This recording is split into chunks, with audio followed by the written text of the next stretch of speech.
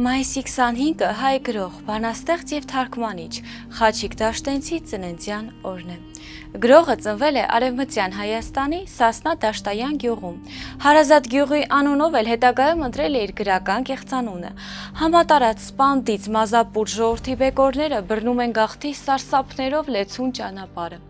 Դաժան է եղել գրողի ճակատագիրը, նրան նետելով որփանոցից որփանոց, Թիֆլիս, Ստեփանավան, Կարս, իսկ Կարսի անկումից հետո Ալեքսանդրապոլի պոլիգոնի մանկատուն։